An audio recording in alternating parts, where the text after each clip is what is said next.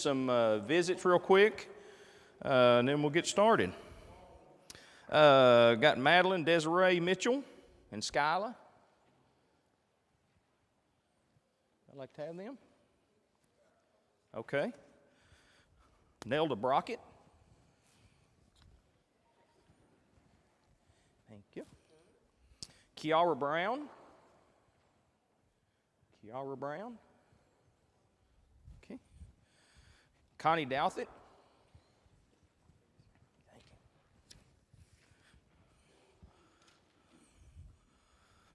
Velma Floyd. Okay. Mary Willis. Mary Willis.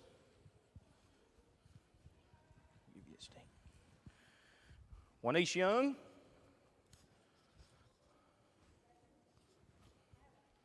What's that?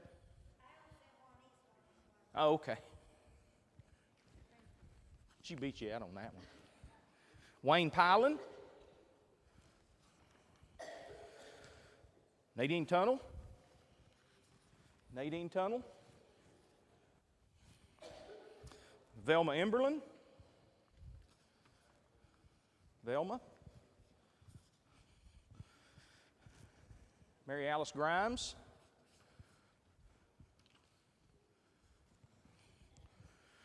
Roy Gafford and family. Roy recently lost his mother. Blaine Thomas. Blaine Thomas. Thank you, Howard. Barbara Williamson. Barbara Williamson. She's going to be having surgery here pretty quick. Okay.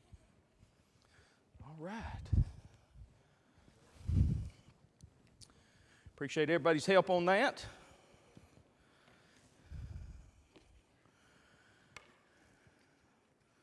As is our custom, we would like to ask if there's any prayer requests that we need to remember this morning in our group prayer. Yes.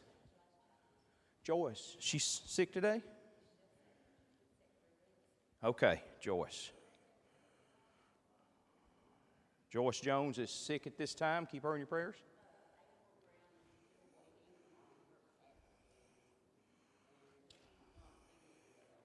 Okay.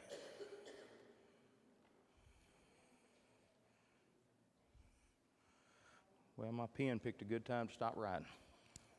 Okay, April. Okay. Any others?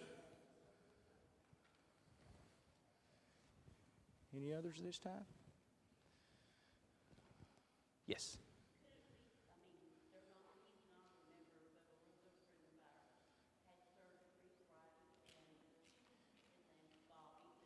Bobby? Okay. Okay. All right. All right, let us pray at this time. We'll get started. Let's pray. Dear Heavenly Father, we are thankful for the beautiful Sunday morning you've blessed us with today. We're thankful for the blessing of gathering here in your name to study your word, to worship you, and to sing praises to your name. We're thankful for every privilege that there is that comes with being a Christian. We're thankful especially for the power of prayer and what you've given to us, that we might ask requests of you. We'd ask that you especially be with those of our congregation that are facing difficulties of life and circumstance and issues. We'd ask that you be with Joyce, and may she recover soon, that she might be back with us. May your providential hand be on her, as well as April Brown. May things go well with her test, and may she be back with us soon. We'd ask that you be with Bobby as he's facing some difficulties this time. Bless him. We'd ask that you be with Marco and Maggie and their young daughter. We ask that you be with them, bless them with good health, and all things be well in that situation. We're thankful for everyone that has been ill and has been able to come back to us, and we'd ask that you continue to bless us all in the things that we deal with each and every day. We ask all these things through your Son's name. Amen. Okay. Yes.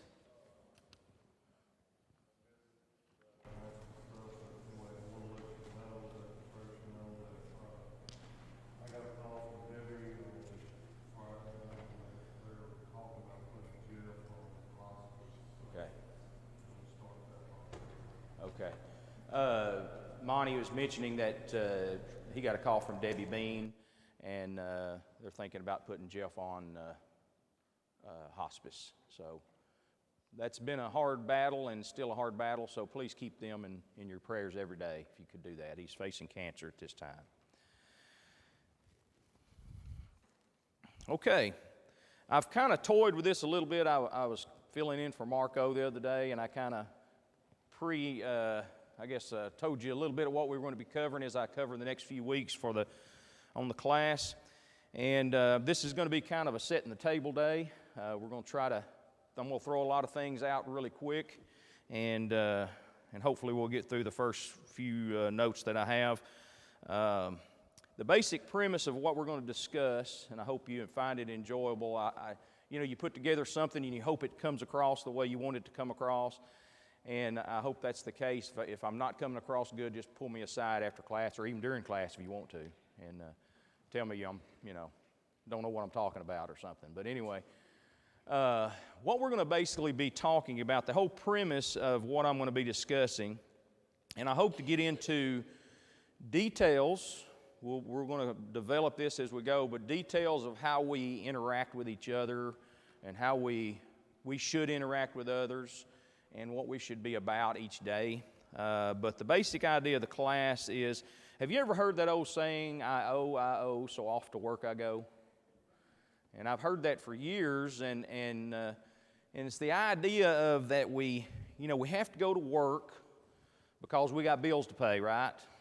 And I think all of us have been in that position and are still in that position, is that I've got to get up and I've got to go to work every day because I've got things I got to take care of, and I got obligations to take care of every day. And when you have kids, of course, it gets even more intense, that you got to be taking care of your children and those type things.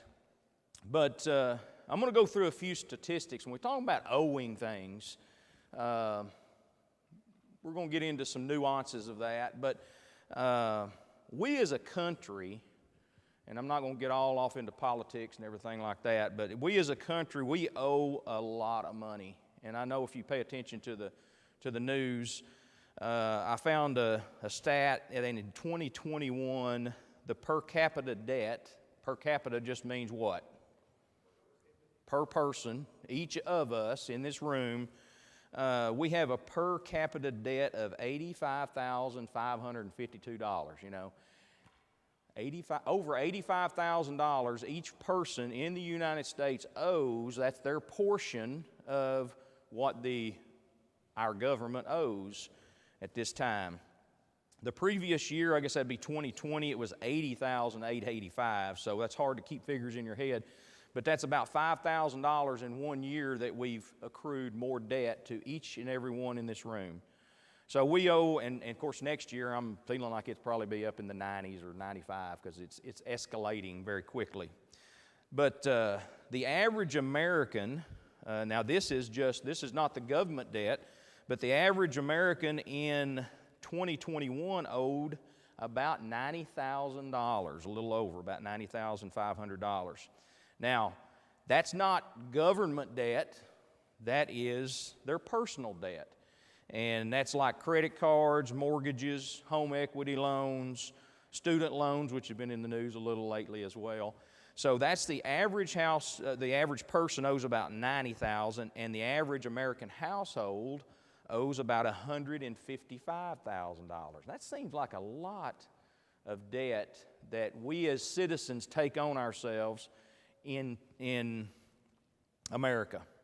The average credit card debt is about $5,600. So, I don't want you to stand up and say, yeah, I'm right in the middle of that, or I'm way under that, or I'm way over that, but that's an average of what we do. Now, why do you think we're in that kind of position as a country and as individuals? And I know why I have been in that position before, where you look back and you think, wow, why did I do that? But what's the main reason why we're that way? Anybody?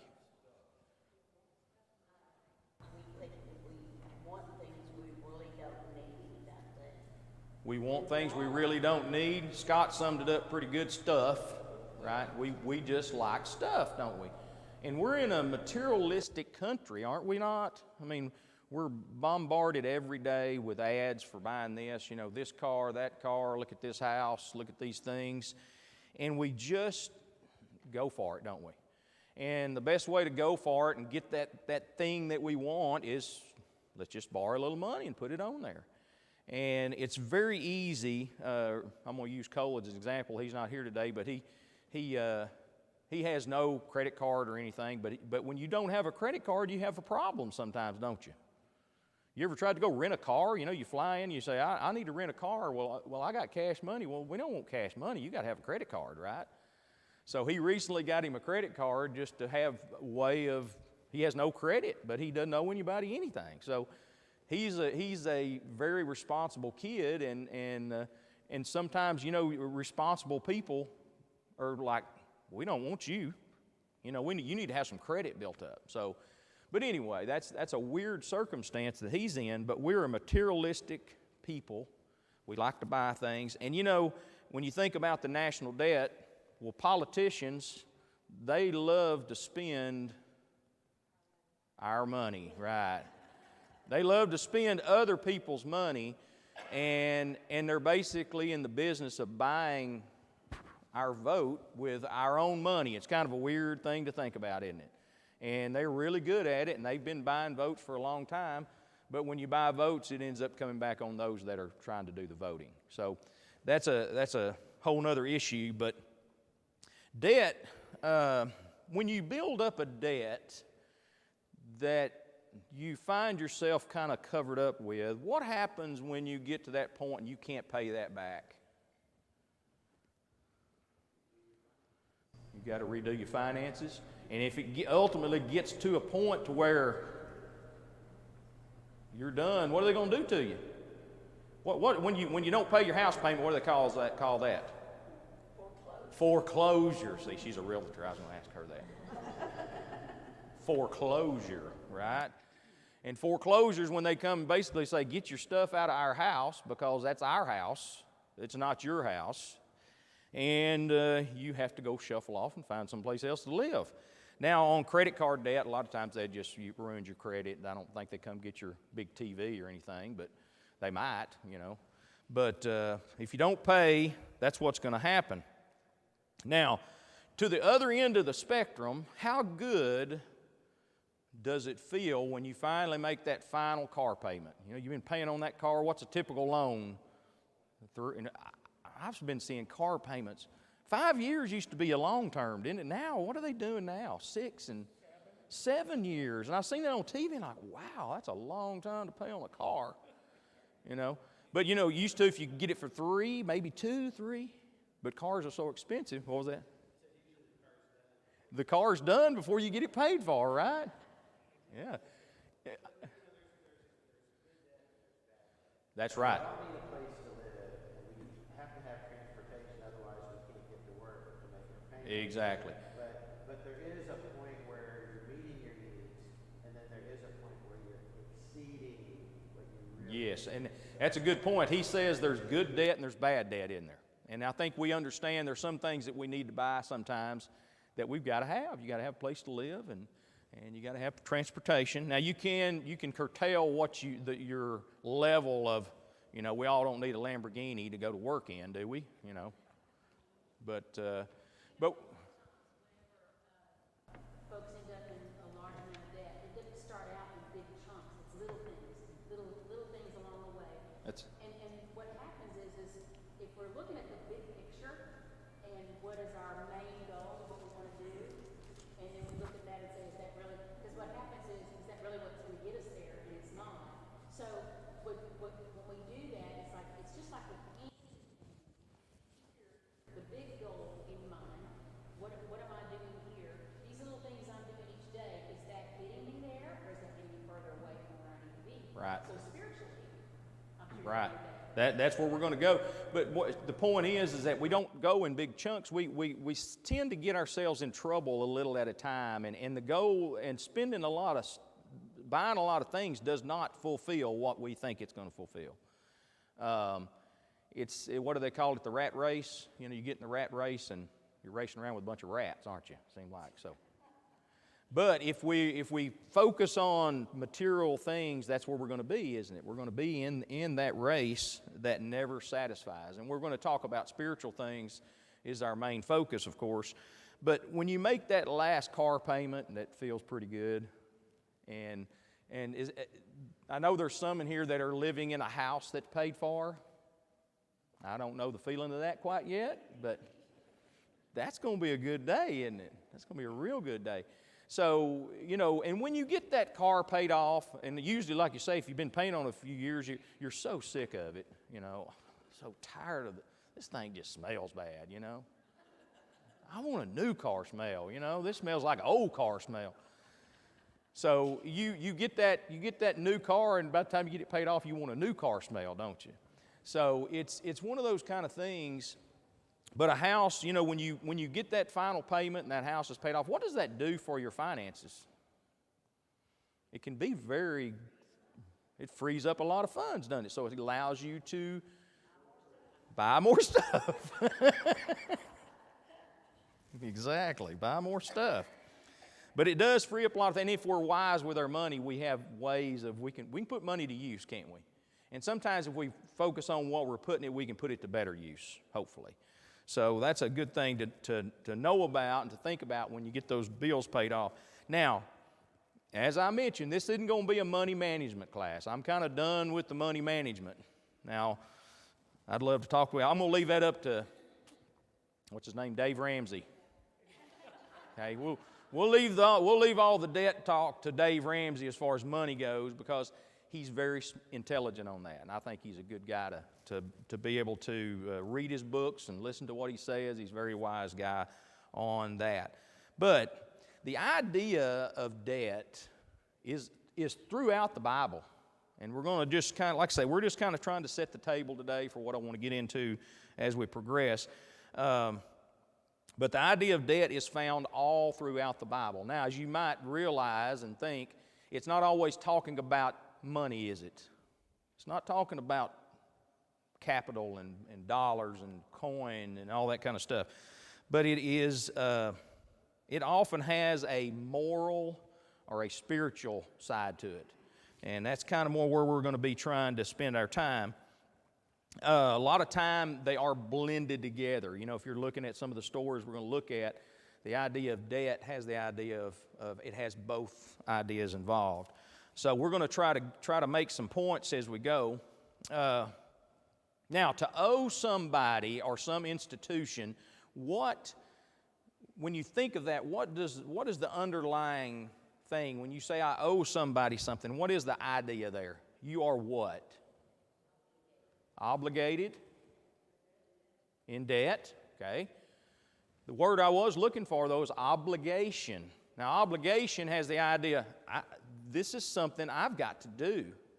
Now, when you walk in and I remember my dad talking about, you used to go in the bank and you'd talk to the banker, and he was a dairy farmer and had cattle and all kinds of stuff. Well, you used to go into the bank and he'd go, I need to buy 20 head of Holsteins or something. And there's a big sale wherever he was wanted to go, and he says, what do you think? And him and the banker would shake hands on it and say, go get whatever you need. When you get done, you come bring whatever the bill is, and here we'll go, we'll handle it.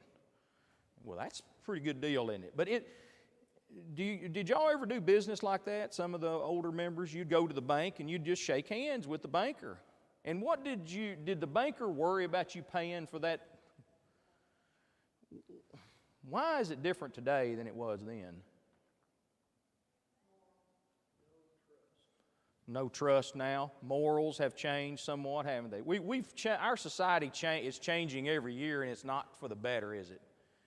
But when you could go into the bank and shake the banker's hand and say, yeah, you go get what you need, I'm good for it, I'll cover you, that's a pretty good feeling. But the deal is that the obligation was still there, but the obligation was just as important as if it was written down.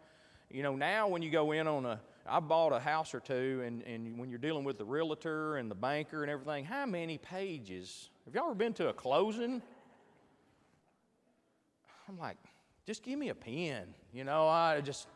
You know, you get writer's cramp because you're signing every document because this is for the bank, this is for the title company, this is to make sure you know that whoever bought it 3 times back paid for it, or what about the taxes on it?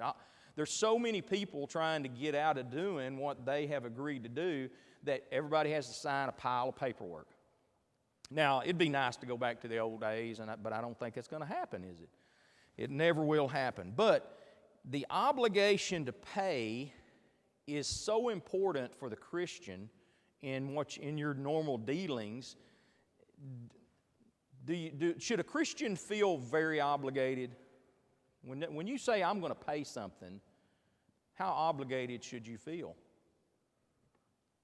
Have you ever run into, Christians or so-called Christians that have turned their back on their debts or have, now there's all kinds of weird circumstances that occur, but the feeling of obligation should be very strong. And like I say, there's all kinds of situations that can occur where that might be a problem. I understand that.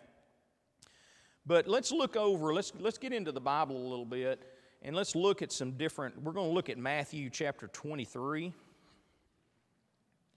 And again, we're just setting the table for what we're going to be continuing with.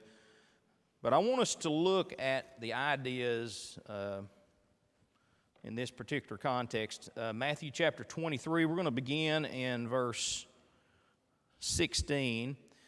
And we're going to read a little bit here. We're going to read probably through like 22. And I think this has a lot of information we need to think about when we think about paying or doing what we say we're going to do.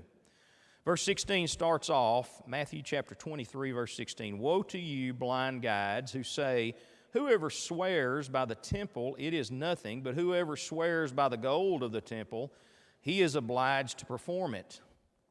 Fools and blind, for which is greater, the gold or the temple that sanctifies the gold? And whoever swears by the altar, it is nothing, but whoever swears by the gift that is on it, he is obliged to perform it. Fools and blind, for which is greater, the gift or the altar that sanctifies the gift? Therefore, he who swears by the altar swears by it and all things on it. He who swears by the temple swears by it and by him who dwells in it. And he who swears by heaven swears by the throne of God and by him who sits on it. Now, the basic idea here is that the Jews had this system of, I'm going to swear by this, but that's not quite as binding on me as if I swear by this. It's kind of like, you know when you was a kid, the double dog dare and all that kind of stuff? Well, I dare you to do this. Well, I'm not going to do it for that. But you double dog dare me. Isn't that the thing? Oh, man, I'll jump off a building if you double dog dare me, right? It was the idea of these stages of daring somebody to do something. And the same thing was the Jews were kind of this kind of same attitude, weren't they? They were like, okay, well, I'm going to swear by this. I promise to do it by, what was some of the things you'd hear kids say in school? Oh, yeah, I swear by my mama's grave. Of course, a lot of them, they weren't, their mamas weren't dead yet, but I swear on my mama's, I swear on my mama. Boy, that's a high bar, isn't it? So what was their idea? I'm going to swear by my mama's grave because Mama would be so disappointed in me, I guess, if I didn't do what I said I was going to do. And the Jews had this same idea. I'm going to swear by the temple, or I'm going to swear by the gold, or I'm going to swear by this. What is Christ telling them here? He calls them fools, doesn't he? What is that? The idea here is that when you say you're going to do something, what's he saying to them? Don't be swearing by this and that and all that kind of stuff. What is he saying? If he just summed that up and say, just do what you say you're going to do.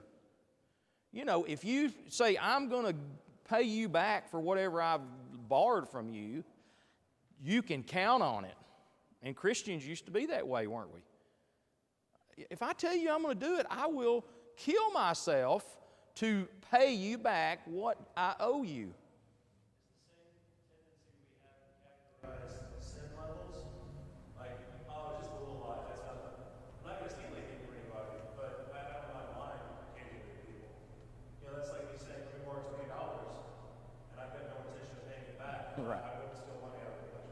There you go. And I think most of you heard Jeremy, but it's basically like, what are you going to do? Is there levels of sin? We get caught up in that, don't we? There's levels of sin. Now, the consequences of some sin are much greater than others, but we should look at sin as sin, shouldn't we? We should look at our obligation to pay back or to deal with people fairly and correctly in that way. Do you have something, Pat? Jesus is telling them that they're blind and foolish because they're putting their oath on the lesser thing and not the greater thing.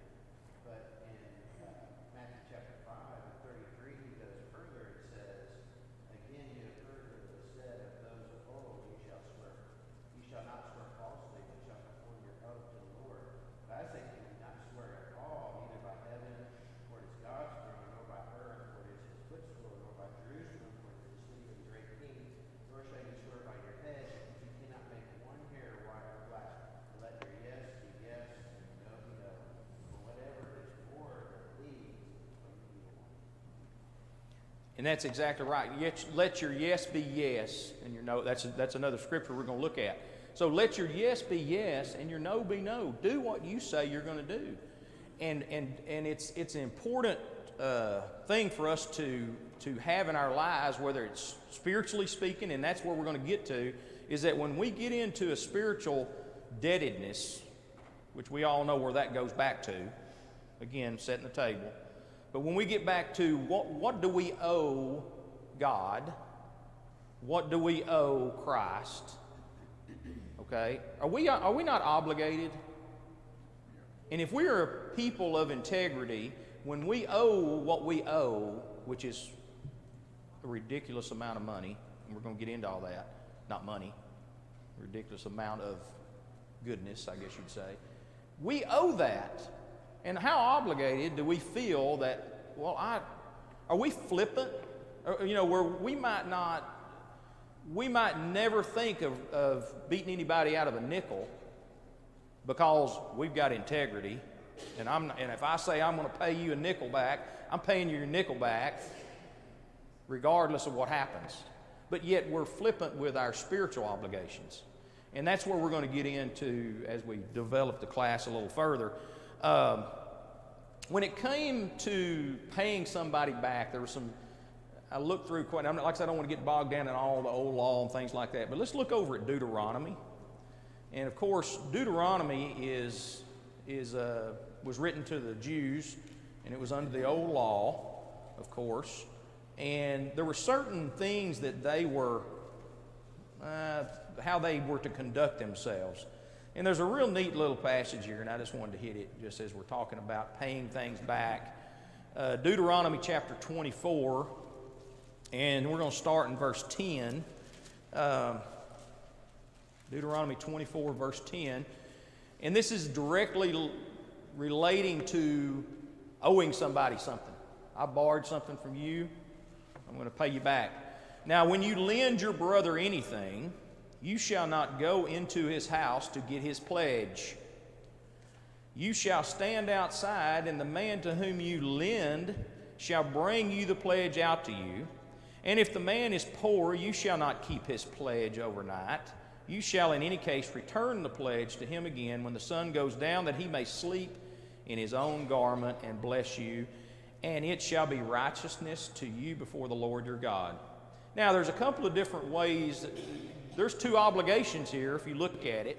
There's the obligation on the person who loaned whatever it was, and then there's an obligation to the person who it was lent to, isn't there? As we're getting back into what we were just discussing, he says, when somebody's loaned you something, you don't go into his house and say, give me my stuff. Give me what you owe me. Why do you think that is? Why do you think God set this law and said, don't go in there and get that? Kindness and respect. You are respecting his what? His space, right? His home. You've come into an agreement together. You don't go barging into his home and in his house and saying, now that doesn't always happen in the real world now, if you don't pay your debts, they're going to come get your stuff. But under the old law, he says, you don't go in there and, what does that do to a person if somebody comes in and say, give me what you owe me? What does that do? What do you think, what ramifications would that have in that home? Well, one is trespassing. Trespassing for one thing, okay. Certain idea of this is my home. Okay. Good point.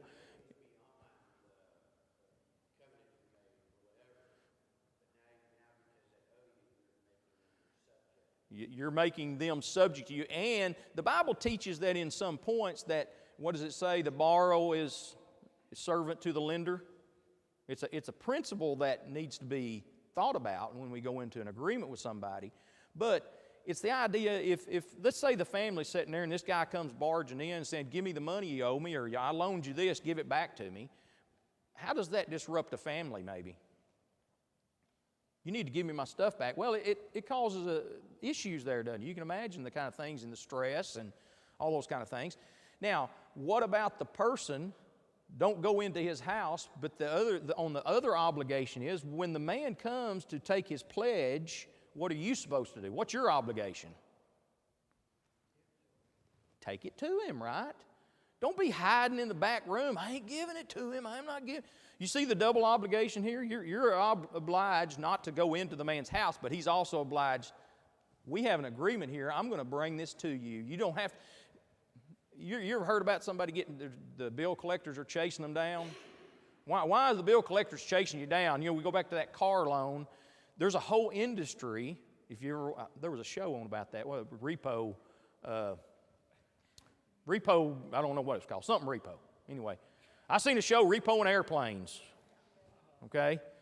Well, that's some riveting television, isn't it?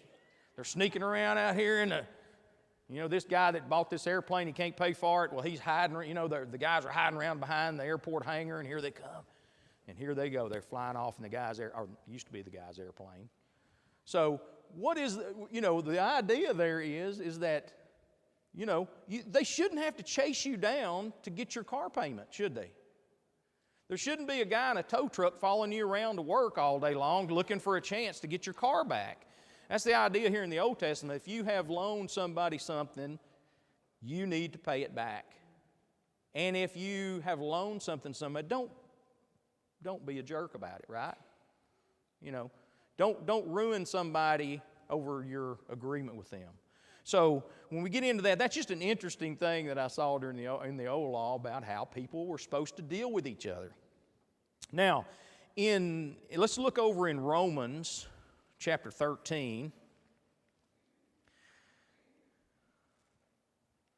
I think I'm going to get through most of my stuff here. Romans chapter 13. We're going to start in verse 1.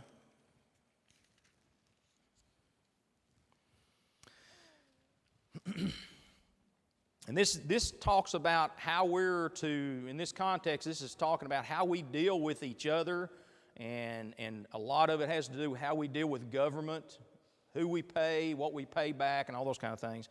Just kind of a quick synopsis on how we're supposed to live in this life. And Romans chapter 13, verse 1 says, "Let every soul be subject to the governing authorities." So who are we talking about here? Who's the governing authorities? What? The Romans at the time.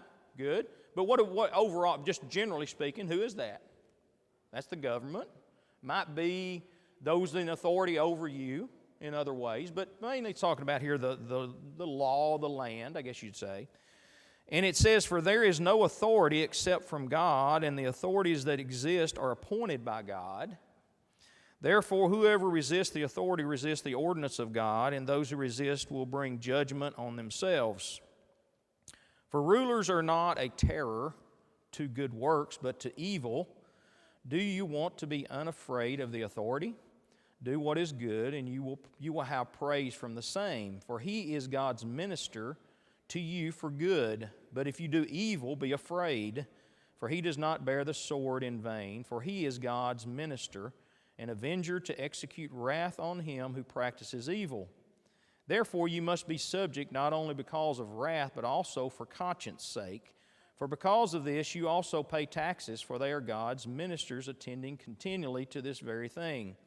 Render therefore to all their due, taxes to whom taxes are due, custom to whom customs, fear to whom fear, and honor to whom honor. He goes on to say there in the next verse, owe no one anything except to love one another, for he who loves another has fulfilled the law. So, he goes through a lot of different things here, and he talks about the governing authorities and things like that.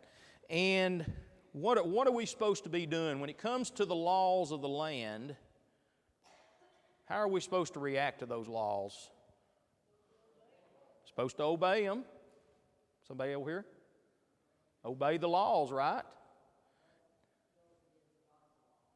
Unless it goes against the God's law. It's a good point. In other words, God's law is supreme over laws of the land. If the United States all of a sudden comes around and says, you can't worship God anymore, how many people ought to be here next Sunday? Everybody. Everybody. Now that's not going to happen because some would be afraid to come, and that's something I hope we never see, but you never know these days. I mean, the government is in places that I never thought it would ever be, and it's there. So, but if God's law comes into conflict with the nation's law, God's law is supreme, isn't it? But for the most part, we are to obey the laws of the land. And I'm as guilty as anybody on some laws. I think about it more than I used to. But what's one law that we sometimes... Speed limit? Unfortunately, I like to drive fast. And I need to watch that, don't I? And that's something I deal with, is that when I get to driving, I go. And I need to be more careful about that. Is there some law, I don't want to raise a hand or anything, is there any laws that you deal with sometimes that you might skirt that? Hopefully not. Hopefully you all obey the speed limit, unlike me. And hopefully we work on that every day to get better, don't we? And that's something we need to do. We need to try to do better every day. Think about the things that we're not abiding by and take care of that. It talks about higher powers are there to keep these earthly laws, but what are those laws designed to do in the context here? What's he saying? These things are designed, basically, how would you sum that up? Protect us, okay? Kind of keep the peace, right? If, there's so many people that say, man, if we just didn't have those cops around, we could do what we want to do. Well, there's some cities around America right now that have got a lot of cops that are gone, and what is happening to those cities? Chaos, isn't it? That's what the laws are there for, is to, I may be driving down the road and I may be thinking, man, I wish there wasn't a speed limit. Boy, I could get there a lot faster. Well, can you imagine everybody driving 100 miles an hour everywhere? What would there be? Chaos. The laws are there for us for a reason, and the higher powers are there for a reason, because we have to maintain a certain order in life, and that's what the government is there for. He talks about there in the context, says if you do good, if you're doing what you're supposed to do, what's the result of that for the most part? You don't have to be afraid, do you? If I'm not going around robbing banks and driving like an idiot and just being a nuisance to society, typically we can go about our business, can't we? We can usually just go about our business. Now, sometimes there are certain weird things that can happen, but for the most part, if we're respectful and do what we're supposed to do, for the most part, you don't have to go around and be afraid. Now, there could come a time in our country where we may have to be afraid for doing something right. Just like our example of if our government says, hey, you ain't worshiping anymore. And matter of fact, they tried that during COVID a little bit, didn't they? There are certain states and governments and cities that said, you can't gather as Christians in that place. Don't even go. And what did a lot of people do? They stayed at home, didn't they? And that's a sad thing that happened, but we learn from it, don't we? You look back at it and go like, they really did that, didn't they? Now in Texas, we we were a little more open to that. And I want to say, and I've told my wife and others, that I'm so thankful that the elders that were over it at that time said, we're open. The doors are open. Now, after a few weeks, we didn't know what was going on, did we? We were like, our government's telling us the whole world's coming to an end, and well, we better stay away just to be safe. Well, within a few weeks, I'm like, I'm going. And I'm so thankful the elders were here, had the doors open every time, and there might have been 3 or 4 people here. But you know what? 3 or 4 people came and gathered and worshiped, didn't they? And I'm very thankful that they did that. And looking back, I'm going like, that took some foresight and some guts to do that, to say, I don't care what everybody else is doing, we're going to open the doors and be here to worship God, regardless of what's going on. Now, could there come another situation that could say, you can't go worship, it's too dangerous? What did the first century Christians go through? Have y'all heard, I learned that a lot of times the church would meet in the graveyard. You ever heard that? What do they call them? The catacombs? They would actually go in, they act like they'd having a funeral, and they go into the graveyard and they would worship out there or in caves. But they worshiped God, didn't they? They made arrangements to say, regardless of what's going on, we're going to get together and worship. Because God's law goes far above the laws of the land.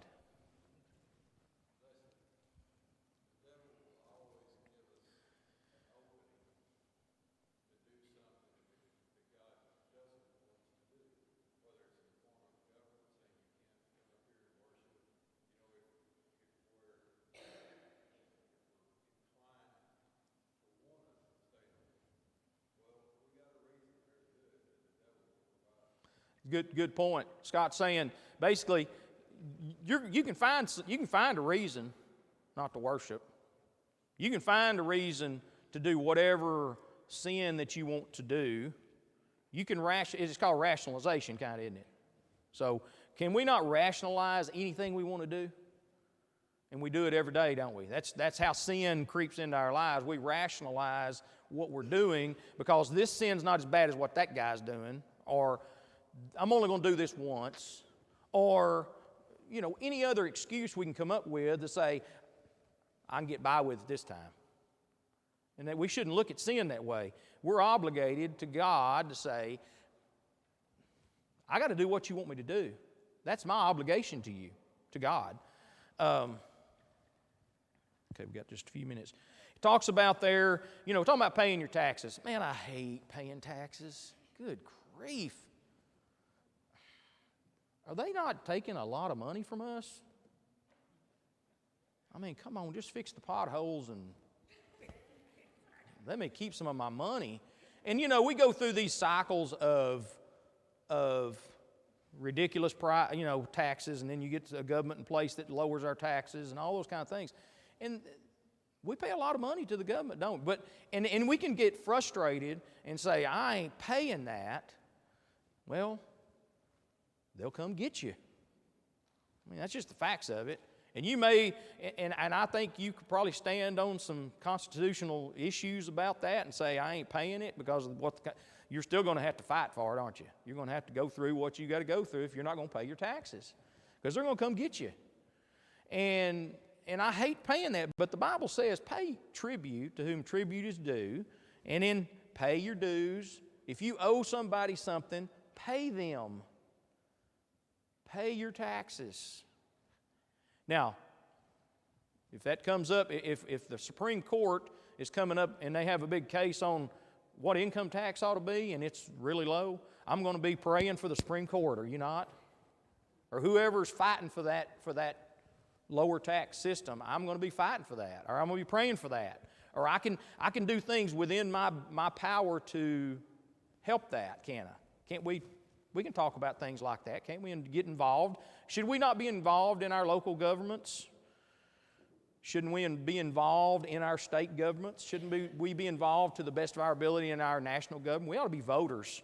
Everybody ought to be voters. I mean, because what right do we have to say anything if we're not doing anything to help? So we got to be voters. We got to do what we can in each of our own individual, our individual ways of doing it. Now, have you ever heard anybody say, I just got a minute or two, have you ever heard anybody say, I don't owe anybody anything?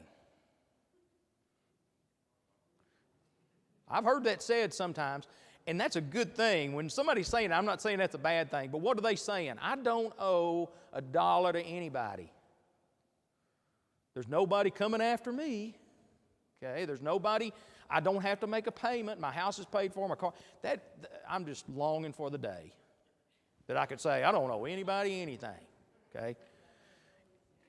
Except your utility, yeah, you're still going to be paying your utilities and everything. But wouldn't that be a great feeling? But we're going to bring this back to a spiritual, but don't we owe, you can say I don't owe anybody anything, but don't we owe everybody? Don't we owe, everybody in this room owes every other person in this room something, don't they?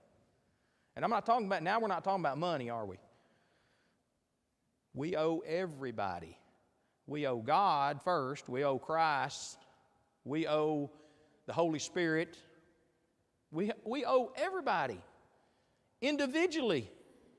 We're told somewhere, a lot of places I think, to work justice.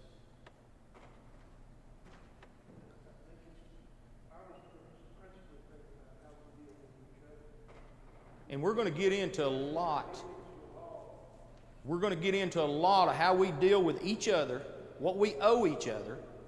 We're going to cover what we owe God and the Godhead, and we're going to get into what we owe, what I owe Howard, what I owe Matt. Okay?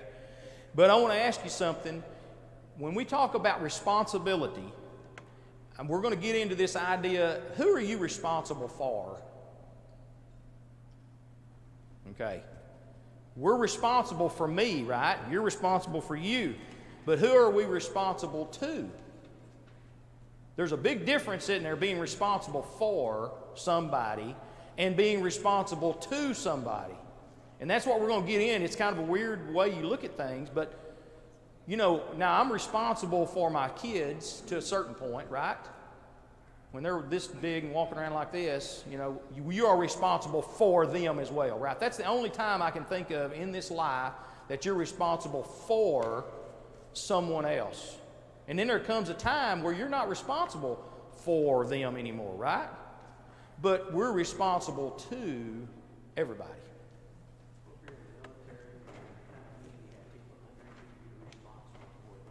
Okay, there's a good example. Old Testament and the New Testament, there's a statement that says, love your neighbor as yourself. And that's a command by God, but it's also puts a responsibility on us that every interaction that we have with another person, that we uphold that law. Right. And that's what we're going to look at. That's responsible to. And I think even the military, you're not responsible for, but well, you're going to answer for that company, but you're responsible to them. I know a little bit about that. You know about that. In your charge, You're responsible for them. in the command. And that's basically just like you're talking about a family. It's almost like a family. You're responsible for those men in your charge, but you're responsible to them to make sure you're leading them in the right way. That's all I got for the day, and I think I'm just a little bit over, so I appreciate all the input today.